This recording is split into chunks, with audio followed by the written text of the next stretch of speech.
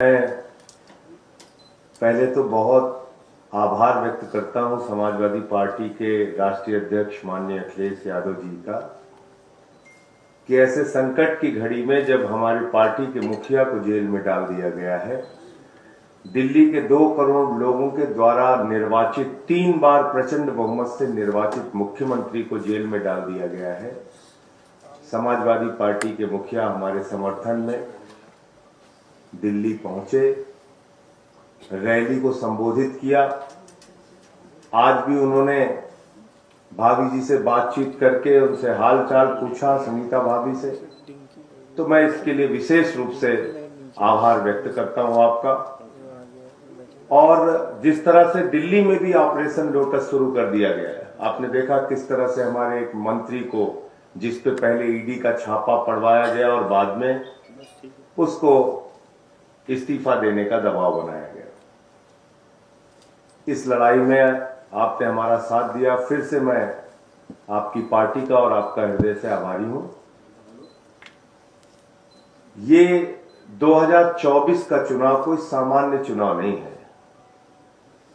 ये भारत के लोकतंत्र को बचाने का चुनाव है, बाबा साहब के संविधान को बचाने का चुनाव है और समाज के वंचित, पिछड़े, शोषित लोगों के अधिकार जो छीने जा रहे हैं, देश के नौजवानों को बेरोजगारी के दलदल में जो धकेला जा रहा है, हिंदुस्तान को जो महंगाई की चपेट में लिया जा रहा है, उससे बचाने का चुनाव है। ये 24 का चुनाव कोई सामान्य चुनाव नहीं है। ये एक तानाशाह हुकूमत के खिलाफ लोगों को लामबंद करने का भी चुनाव है।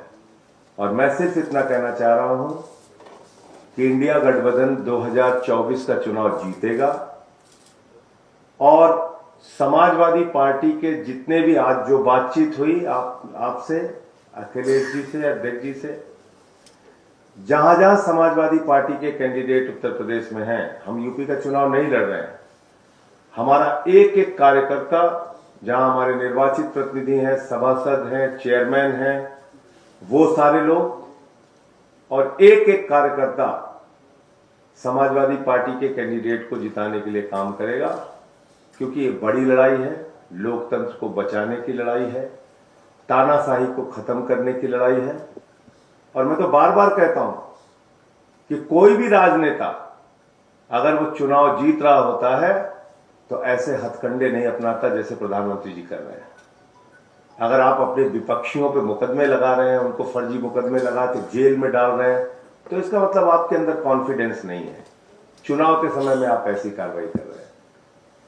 तो फिर से एक बार मैं दोहरा रहा हूं, कोई कंडीशन नहीं है, कोई सीट की मांग नहीं है, कहीं कुछ नहीं है। लोकतंत्र को बचाने के लिए, तानाशाही को खत्म करने के लिए, भारत के संविधान की रक्षा के लिए हम लोग इस लड़ाई में साथ हैं। और पूरे यूपी में जहां जहां समाजवादी पार्टी के कैंडिडेट होंगे, इंडिया गठबंधन के कैंडिडेट होंगे, हम उनके लिए काम करेंगे।